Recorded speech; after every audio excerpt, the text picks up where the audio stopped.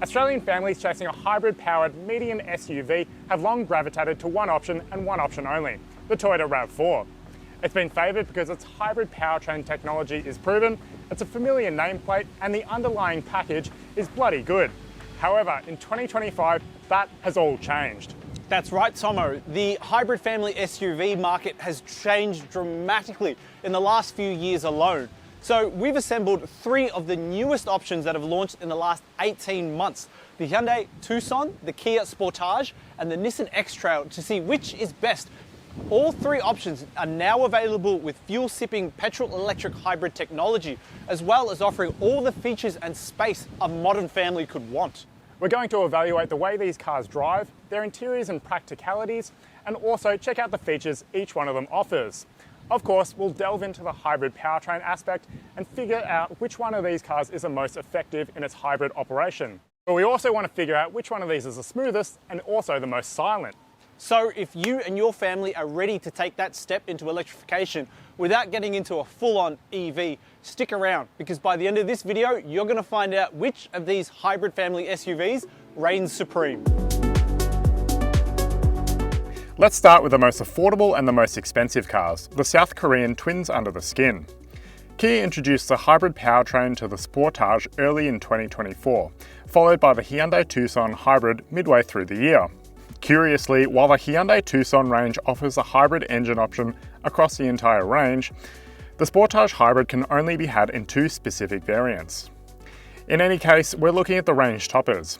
The Kia Sportage GT Line Hybrid costs $55,240 and the Hyundai Tucson Premium N-Line Hybrid costs $61,100.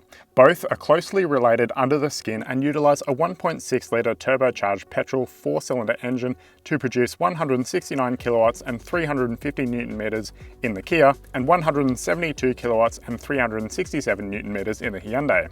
The power is sent to the front wheels in the case of the Kia and to all wheels in the case of the Hyundai. Each car gets a 6-speed automatic transmission. They trade blows on features and price because while the Hyundai might stock larger 19-inch wheels against the Kia's 18-inch units, the Kia comes nearly $6,000 more affordable. Each of these two cars comes with 12.3-inch displays running infotainment and instrument cluster information, big panoramic sunroofs, 360-degree cameras, hands-free powered boots, heated and ventilated seats, high-end sound systems, and keyless entry. Overall, they're very line ball in terms of included features. Handily, neither car really comes with additional options, aside from premium paint. The Nissan X-Trail TIL e-Power costs $58,190 before on-roads and matches the Korean twins on much of their equipment boasts, but it can't quite equal them on outright outputs. We'll discuss powertrains in detail soon, but the Nissan outputs 157 kilowatts in total. This power is routed through all four wheels through a single-speed transmission. Specs-wise, you're getting a similar 12.3-inch screen, a big sunroof, a power tailgate, 19-inch wheels, but there are more speakers for the X-Trail's Bose sound system, rear window sunshades, and quilted Napa leather upholstery. To be honest, I don't think any one of these SUVs is unattractive, but some definitely push the style envelope further than others. The Kia shows a wide front grille, sleek badging, and black accents for add-ons like the roof rails. There is some plastic cladding around the side sills to show that it can do a bit of off-road work, but there's no doubt that this car will spend more time doing school runs than out in the middle of Australia. The Hyundai Tucson is adventurous in terms of its looks. The front grille incorporates lights for a nice integrated look, while there are accented plastic wheel guards and angular bodywork down the side. The Nissan looks conventional and safe. We've seen this generation Nissan on the roads for a few years now, and its V-motion grille and split headlights are distinctive on the road. There's a bit more chrome to signify that it's a high-end specification. I know this is personal preference, but to me, the Tucson looks the best. It blends this futuristic aesthetic with a cutting-edge powertrain, and especially in this N-line treatment with the body-coloured wheel arch cladding and those different look 19-inch wheels, it just looks schmick. Actually, Tung, I don't think I agree with you. I think the Kia Sportage is the best looking of all three. It's got the smartest looking lighting signature, and I do like the black plastic cladding. It sort of speaks to that car's SUV-ness. It is meant to be rugged, it is meant to be adventurous, and overall, I really like it in that green colour too. But it's not just the badge, the equipment and the design that separate these three models. There are also different hybrid technologies in play here. Whereas the Tucson and the Sportage use a series parallel hybrid, the X-Trail is a series hybrid that Nissan calls e-Power. But what does all this actually mean? Whereas with the Hyundai and the Kia, either the electric motor, the petrol engine, or a combination of both will drive the wheels. Whereas in the X-Trail, well, it only ever runs on electric power, with that petrol engine being used to feed the battery and electric motor. And this all has an effect on driving performance as well, because in the Tucson or the Sportage, well, sometimes it can feel like you're just driving a petrol-powered model. Whereas with the X-Trail, again, it offers all the benefits of an EV powertrain without the need to charge up. Which system offers the best fuel-saving benefits though? Well, you're gonna have to watch a little bit longer to find out, and to find out which of these three cars we prefer to drive. But if you're still not convinced about the virtues of a hybrid powertrain, or you don't want to spend that extra coin, there are still plenty of petrol-powered family SUVs on offer. So be sure to check out the Drive marketplace for models like the Mazda CX-5. There is very little differentiating all three of these boots. They all offer power-operated tailgates. The Kia Sportage does offer 586 litres. The Tucson then comes with 582, and the Nissan X-Trail does have 575. But overall, they are roughly around the same space. They all roughly have the same load height. While I do like the Nissan's divide and hide system, which can compartmentalise the load floor there, but I think I have to give the win to the two Korean cars in terms of practicality. They both have space-saver spare wheels, 12-volt outlets for power supply, and then they do have remote latches to fold down that second row.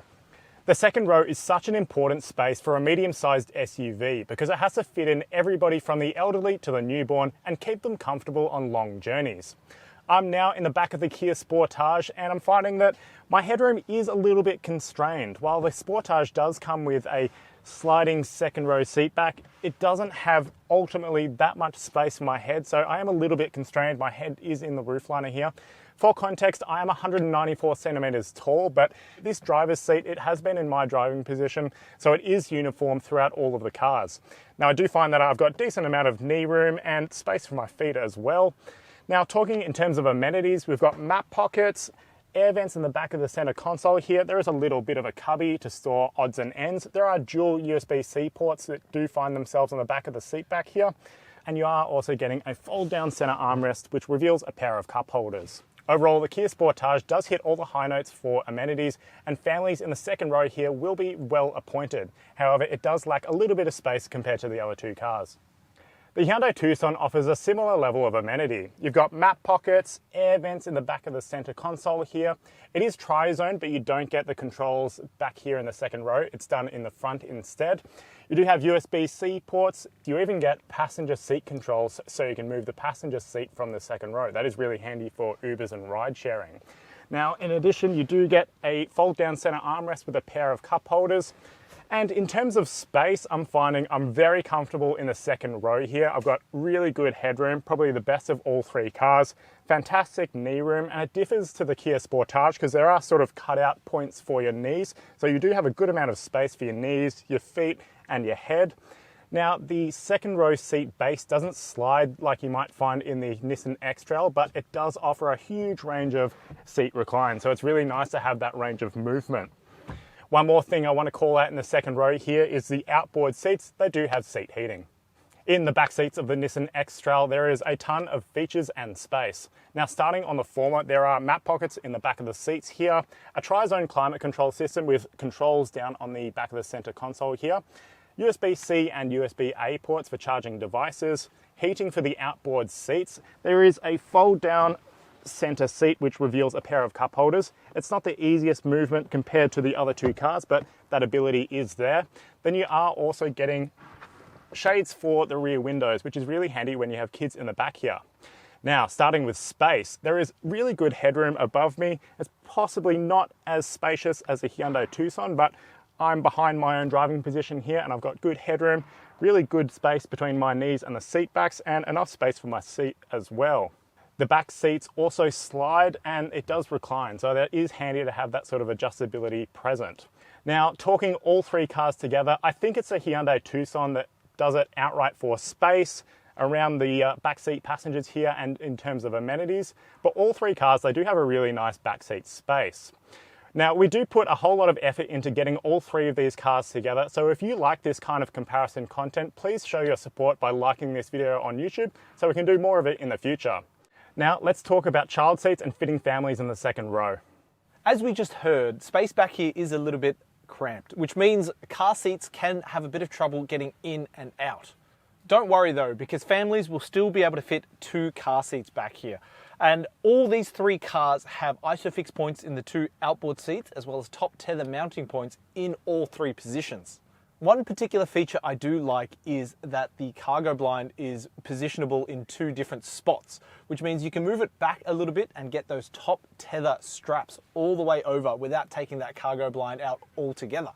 The back of the front seat headrests also have these little divots back here, which I don't actually know what it's for, but I can see my kids using it as a phone holder to prop up their screens while they're traveling so they can watch YouTube. But if you know what this is for, let us know down in the comments below. As Tomo mentioned, there's plenty of rear seat space in the Tucson, so car seats and booster seats will have no problem fitting back here. I particularly like that these seats are reclining, so it's easier to get that top tether strap over the headrests and into the anchoring point. And I will make mention that if you're buying this car for a family, maybe avoid the N-Line option pack, which changes the seat material to a suede-like fabric, which makes it that much harder to wipe away milk spills and other family debris. And if you're buying the Nissan X-Trail as a family car, you should also take note that these rear doors, they open to nearly 90 degrees, making it so much easier to take car seats in and out, as well as children clambering in and out. I also really like the fact that these rear seats don't butt up right against the cargo blind, so you can pass that top tether strap easily over the top. This is a top-spec Kia Sportage GT line, so accordingly it does feel and present quite nicely inside the cabin. Kia has used a wood effect paneling to the dashboard, and then it does use piano black trims around the center console. However, I'm not so sure how that will scratch up over a few years of abuse. Most panels inside the interior are covered in soft touch materials, and it does feel quite nice. However, it's not up to the same standard as a Hyundai Tucson or Nissan X-Trail. It does feel just a little bit behind in terms of design and materials. This car is in need of an update, which is coming in 2025. I dislike this rotary gear selector. It's not the nicest action to change directions, and it doesn't have that sort of place that you really want to put your hand when you are driving along. Likewise, I'm not a huge fan of the touch panel beneath the instrument cluster that does change between infotainment functions and air conditioning. You have to sort of switch between the 2 simultaneously, and it's not the nicest action to change air conditioning controls, especially when you are driving this car on the move. Now overall, in terms of space and seat sort of position, I am finding I've got a nice driving position and a good view of the road ahead of me, and I'm cosseted by the bolsters in this seat, and there is decent under thigh support as well. You do get memory recall for the driver's seat only, so you can recall a seat. Like all 3 cars in this medium-sized SUV comparison, the Kia Sportage does come with a big panoramic sunroof, which is closed at the moment, but I do like the fact that it is a darker headlining. So you do get that sort of sense of luxury and prestige. You do get good storage in the Kia Sportage. There are pop-out cup holders, which can also fold away when you do need the extra storage space.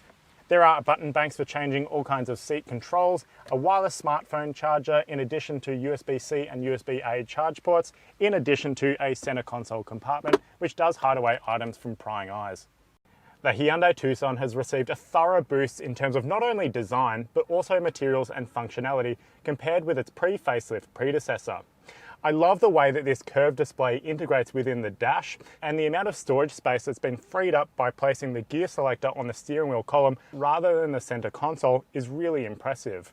You've got good storage with dual cup holders, a wireless smartphone charger, trays down here underneath, and then all kinds of points for charging.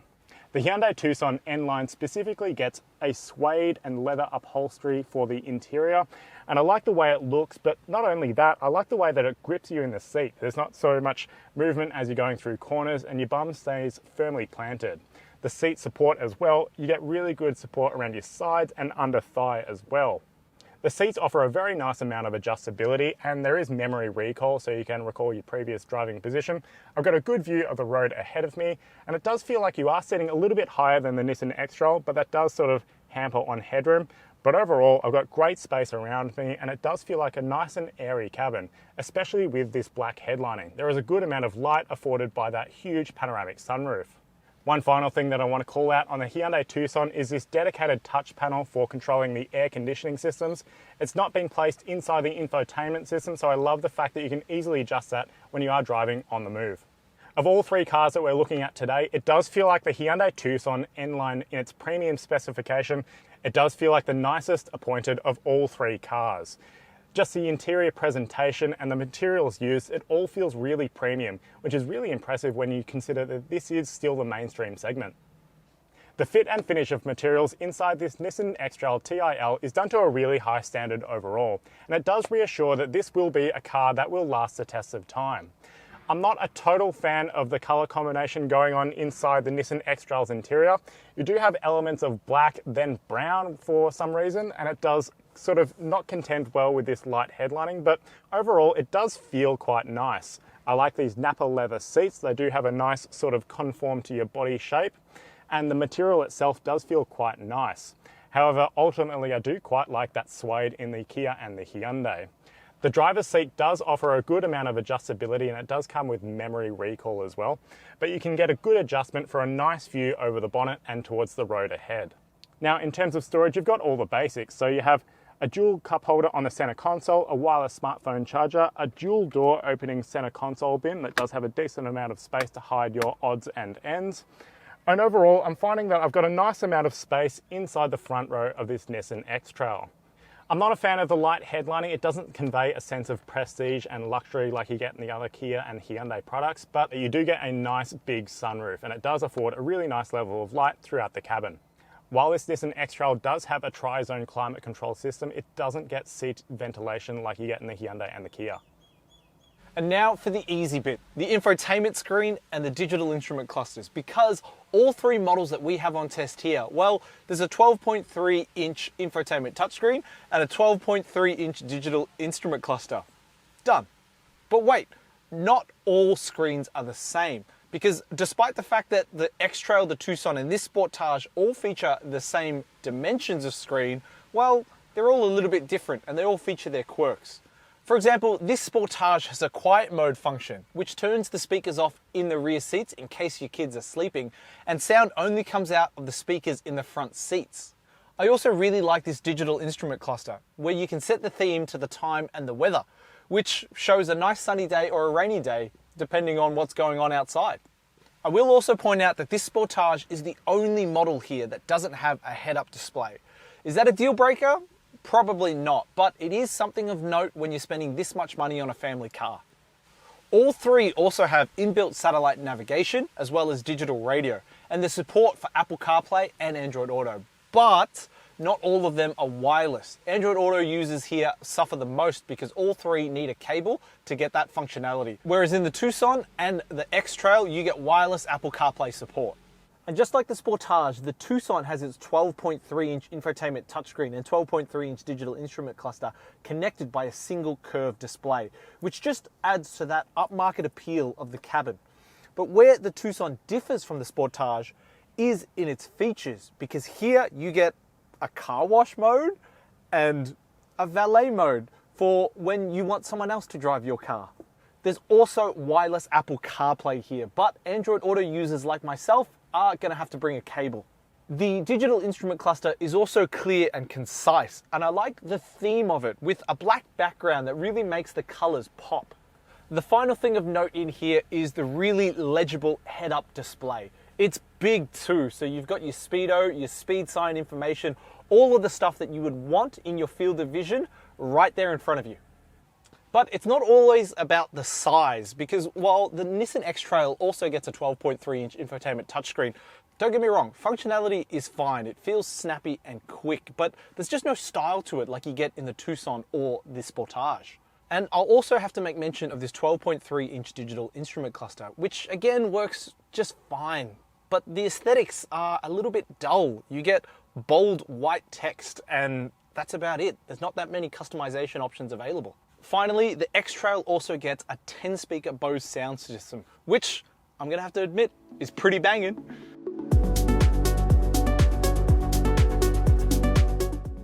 All right, Tung, we're finally driving these cars after all that, and we're behind the wheel of the Hyundai Tucson Hybrid first up. Now, it's going to be a little bit same between the Kia Sportage and this Hyundai Tucson because they're both powered by a 1.6 litre turbocharged 4-cylinder engine mated to... There we go, we've already got the speed warning, which thankfully in this Hyundai Tucson, it can be turned off by holding this volume button down on the steering wheel for 5 seconds. So it's really nice to see that Hyundai has incorporated that feature because a lot of the time that speed sign recognition system, it doesn't actually pick up an accurate speed limit. So to be able to handily turn that off on the steering wheel, that is really handy. Yeah. But as I was saying, these two Korean cars, they are powered by 1.6 litre turbocharged 4-cylinder engines, and this is marginally more powerful than the Kia Sportage. It outputs 172 kilowatts combined and 367 newton meters of torque. And also over and above that Kia Sportage, this car has an all-wheel drive system. So there is a little bit of difference, but there's also a lot of sameness about these two South Korean cars. So this series hybrid system that this Tucson uses, and the Sportage as well, but we'll get to that in a second. This is probably the closest system that you can get in line with Toyota RAV4. Quite right. In my experience, the Toyota RAV4 hybrid came out in 2019. It's going on sort of 5 years old at this point. To me, it's starting to feel a little bit dated. In my time with this car, I found the hybrid system to be much smoother, much more refined. Has your experience reflected the same? Yeah, I think one of the main things that I look for in a hybrid car is that handoff between petrol and electric power. It has to be smooth and it has to be really silent. You don't really want that much intrusion inside the cabin from that changeover. And really, the experience inside this Hyundai Tucson, it is really one of the best that you do get in the vehicle market. Yeah, I mean, I can hear it now. The petrol engine is working. At times it's working hard as well, which is kind of what you would expect out of a series parallel hybrid like this, I suppose. Nissan e-Trail, that powertrain, different kettle of fish. We'll get to that when we get to the car. But here, I mean, there is a bit of noise. There is a bit of engine noise. What's the ride comfort like though? And how have you found, driving the Tucson over the last week or so? So I have been driving this car for the better part of a week now, and I'm finding that I'm really not upset by the ride comfort that is offered by this Tucson. It's really nicely balanced between keeping this car sort of flat and dynamic when you are on a country back road, like I have been on my way home, and then when you are in town, it doesn't really get too upset by mid-corner bumps, when you are going over little cobblestones and train tracks, that kind of thing. Not a lot phases this car's progress. It is on 19-inch wheels, which probably don't help it ultimately, but really I'm finding that this ride comfort that is offered by the Tucson, it is quite nicely balanced overall. Yeah. In terms of steering, I reckon this is probably one of the better weights of all three cars. I like the sort of dynamic, weighty feel of this steering system. And you do get a little bit of feedback about what is going on underneath the wheels. At the end of the day as well, this does remain a nice and easy car to maneuver. It does have an 11.8 meter turning circle, so it's pretty tight for when you are in town. And it is a cinch to reverse park. Of course, you do have that 360-degree camera system as well. That is really high quality, and it really helps you when you are getting up against a brick wall or another car for that matter. Arguably, Tung, one of my favourite things about this Hyundai Tucson is having the gear selector on the steering wheel column. It makes it so easy to manoeuvre, and when you are doing quick sort of manoeuvres like a 3-point turn, for example, it makes it so easy to go from drive to reverse and vice versa. You know what? I'm going to have to disagree there. I found it a little bit uncomfortable and awkward to get used to. More than a few times I've put it into neutral when I wanted reverse or drive. Will I get used to it over time? I probably will. I like that it makes the center console a whole lot cleaner. I will also want to call out the fact that this car comes equipped with the N-Line pack, which adds a sportier body kit and those different look 19-inch wheels, as well as, changed out interior. Yep. It looks sporty. The Tucson N-Line looks super sporty, but it doesn't drive dynamically all that well. It is a, mid-sized family hybrid SUV after all, isn't it? But I guess you don't buy a car like this for its sporting prowess, you buy it for its economy. No, you're quite right. There are all manner of medium-sized SUVs that are sportily designed, but actually aren't all that dynamic in nature. But yeah, this is meant to be really economical. So Hyundai claims about 5.3 litres per 100 kilometres, which is really up there for efficiency in a mid-sized SUV. I'm keen to see how this car stacks up on the road compared to the other two. But I reckon it's time for you to get behind the wheel, so let's get straight into its twin under the skin, the Kia Sportage. Let's go. All right, so here we are in the Kia Sportage. It shares a lot of commonality with the Tucson that we just drove, Tom. I like it. I like it a lot. What specifically do you like? And what's different to the Tucson? Because ostensibly these are very similar cars. Well, for starters, this one is front-wheel drive only. It's missing the all-wheel drive component that the Tucson has and the X-Trail, which we'll drive in a second. And, you know, day-to-day, in family duties, taking the kids to childcare, commuting into work, front-wheel drive is fine. That all-wheel drive grip, sure. When it's raining, when you go on an unsealed path, you might need that added assurance. But the side effect of this car being front-wheel drive only is that, on paper at least, it's more economical than the other two. Yeah, this car claims 4.9 litres per 100 kilometres, which on paper, it is definitely the most efficient of all three SUVs. The only thing that really grates for me is the fact that this is the top spec Kia Sportage. It is a GT line. Surely you should be getting all-wheel drive at the top level, don't you think? Yeah, that is a sort of a bit of a miss from Kia Australia in that regard. Hybrid buyers though, you know, they want efficiency. Do they care all that much about all-wheel drive?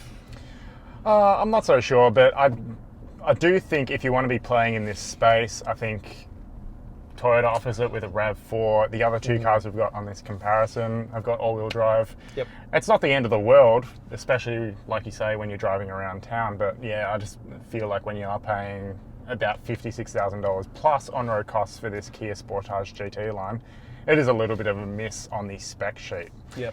But what do you think about how this car drives? The steering, I can see that you're hooking into a bend now. What are you feeling in terms of driving impressions, Tung? It's good. Look, honestly, it's very similar to the Tucson. The steering is well weighted. Ride comfort's really, really good in this car. It's riding on 18-inch wheels compared to the Tucson's 1 inch lower. Correct. You're a bit more insulated from those road imperfections and speed bumps that you find in Melbourne's inner city. Strangely enough, though, this hybrid powertrain, I feel, is a little bit more unrefined than the Tucson's. The engine just feels a little bit louder and a little bit more intrusive in the cabin as compared to the Tucson. Maybe that car is better insulated. Maybe Kia just haven't put the usual refinement touches on this car like they usually do. What do you think, Tom? I've got to say, from the passenger seat, I'm not noticing a whole lot. I think when you are sort of accelerating up to a speed limit, I think the engine might be a little bit louder. It is sort of clutching at straws a little bit, but yeah, I have noticed it does feel a little bit more noisy inside this car. It's not the only difference. In terms of powertrain, while the Sportage and the Tucson are powered by a 1.6 litre turbocharged 4-cylinder, this outputs slightly less power to the front wheel, so it's 169 kilowatts and 350 newton meters, where the Sportage has a little bit more power. Are you noticing any real difference? To be honest, no. Yeah, fair. Even driving the cars back to back, performance seems about on par to me. And again, this is a hybrid family SUV. Performance is not the name of the game here. We want these cars to be efficient. We want them to use as little petrol as possible. And at least on paper, this car delivers that the best. What about in terms of everyday drivability? Are you finding that you've got pretty good vision out of the cabin? What is it like to maneuver? I note that Kia says it's got a 12.2 meter turning circle. Do you think its cameras are usable, handy, high quality? Yep, all of that day-to-day usability stuff, the Sportage Hybrid ticks all those boxes, and it ticks them well. Yep. Visibility is fantastic around the cabin. I like these little window cutouts, just behind the A-pillar up front here, just to give you that extra vision. It also means that there's more light in the cabin. You can open up this sunblind as well. It feels light, open, and airy. In terms of the surround view camera, that works really well as well. I have noticed a bit of grain in low light situations. Okay. It does struggle a little bit there, so if you're driving a lot at night, that might be something to keep in mind. But day to day, overall, the Kia Sportage is an excellent family car. Tung, I did mention earlier that this is the most efficient of all three cars, but another thing that I forgot to mention when we were driving the Tucson is both the South Korean cars, they do only require 91 octane fuel, which is really handy when you come to the petrol station. It is just that little bit more affordable because the Nissan X-Trail, it makes you refuel it with 95 octane premium unleaded. That's the kind of thing that will hurt buyers in the long run. Speaking of, I reckon it's time we jump into the Nissan X-Trail. Let's go check out that e-power system. Yep. All right, Tung, here we are in the Nissan X-Trail. Last but certainly not least, this is arguably one of the most interesting powertrains of all three cars. You know, it's funny the way that the e-power system works with the petrol engine that feeds into the battery, which then drives the wheels. Nissan promises an EV-like driving experience, but what is it actually like behind the wheel, Tomo? Well, it's probably a story best told in two parts, I reckon, because while it does have the distinct sort of feeling of an electric vehicle when that petrol motor is turned off, when you come to a stop, sometimes the petrol engine, it will flurry with a set of revs, and it's not the sort of nice electric vehicle experience that you imagine. So it's a little bit weird when you don't expect the car to be, or the engine to be revving, and then it does, but overall, it does feel like an electric vehicle, but only in certain times. It definitely doesn't sound like an electric vehicle though. That petrol engine kicking on, I don't know if the microphones are picking any of this sort of stuff up, but there is a bit of engine noise that's coming into the cabin. It's certainly not as serene and as quiet, you know, of an experience that you would get out of a full EV. No, you're quite right. The first time I drove a Nissan X-Trail e-Power, or the Qashqai e-Power for that matter, I was a little bit disappointed with the noise that came from the engine. It is quite a loud car. Outside of that high-tech powertrain though, Tomo, how does it feel to steer? What's the ride comfort like to you? I think that the Nissan X-Trail's steering quality is, well, it is nice and light for a start. It makes it very easy to steer this car around town and in tight streets when you are maneuvering it into a parking spot, for example. It doesn't convey an ultimate sense of feel, and when you are going over sort of country roads, you don't get that much feedback, but this is a mid-sized SUV after all. It's going to spend most of its time around town. I do want to call out ride comfort. I think that this is probably one of the better riding SUVs that you can buy on the market. I'm not feeling like there's that much coming through into the cabin when you are going over little imperfections in the road, speed humps. The car sort of really just eats it up without too much intrusion inside the cabin. And even though you do get a fair amount of engine noise that comes into the cabin, wind noise and road noise are really subdued. So it's nice when you are driving this on the freeway, I think. Yep. I think I agree with you on that sentiment about steering. For me, it's a little bit too light. And you know, while that does make it, like you said, a breeze to park, it doesn't convey that sense of connectiveness that I would look for in a car, but probably most families wouldn't care. No, I think you're quite right. But Tomo, how does this powertrain differ from the Tucson and the Sportage? Well, while the engine under the bonnet, it is smaller, it is a 1.5 litre turbocharged 3-cylinder engine. It does send power to the battery, and there are dual electric motors, one at each axle.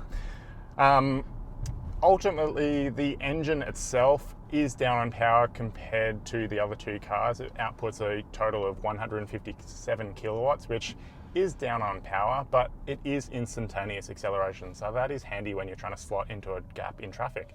Oh, so this car's all-wheel drive, unlike that Sportage that we were in.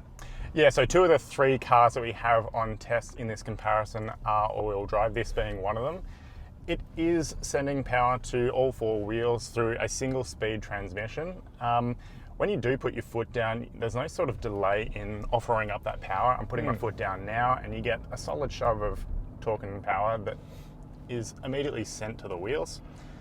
But overall, I think this is a really, really nice and smooth car. So ostensibly, the reason why we've gathered all three of these medium SUVs, it's all about fuel efficiency and economy. So I'm really keen to see how all three of these cars stack up. So let's dive into the details. Fuel efficiency is the aim of the game with these medium SUVs, and although some of them go about that goal differently, there are winners and losers. We've already discerned that the Hyundai has a most refined petrol-electric combination, and although the Nissan's e-Power system is impressively close to an EV, it does come unstuck when the petrol engine flares with revs. As for efficiency, Nissan claims 6.1 litres per 100 kilometres on a combined cycle, but we never came close to that on tests. At the end of the comparison, we were seeing 7 litres per 100 kilometres, which is a decent way off the claim. There's little doubt that the underlying technology of the e-Power system is cool, but unfortunately, it's not as effective as you'd like to see, with respect to its extra cost. For reference, we've spent lots of time behind the wheel testing the e-Power system at Drive, and it's been difficult to match the manufacturer claim. The more conventional series parallel hybrid system is a different story. The Hyundai Tucson N-Line Premium and its all-wheel drive configuration rate higher on paper than the Kia Sportage and its front-wheel drive setup. Hyundai claims 5.3 litres per 100 kilometres for the Tucson, while Kia states 4.9 litres. In practice, the Hyundai Tucson fared better during our comparison with a 6.4 litre per 100 kilometre rating.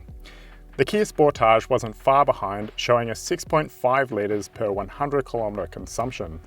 So Tung, both you and I have jumped through the interiors of all three of these hybrid-powered medium SUV options. We've evaluated the boots, the rear seats, the front seats, the practicalities and features that they offer, and also taken them out for a drive. What do we think? Well, I think if you're in the market for a hybrid family SUV, you can't really lose out on either of these options. Yes, there are some differences and eccentricities. One might have a bigger boot, one might have a nicer themed interior, but I don't think modern family buyers are going to lose out either way. You're dead right, Tung. There is a lot of subtle differences between all three of these SUV options, so at the end of the day, it does come down to a lot of personal preferences between all three. However, for my money, I have got to take the Hyundai Tucson. Even though you do pay the most amount of money for it, you are rewarded with a really nice interior, all of the features that you could want in a medium SUV, and that hybrid powertrain is really smooth and also quite effective.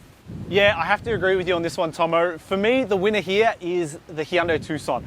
I think it looks the best out of all three here. I think it drives the best as well, and it really highlights how far family cars have come in the last few years. Don't forget, if you want to know more about all three of these hybrid SUVs, you can check out the full written comparison on Drive.com.au. And if you're ready to skip that hybrid step altogether and go into a full EV, well, you can check out our comparison of the Tesla Model Y and Ford Mustang Mach-E, linked up here. Where? Oh, there.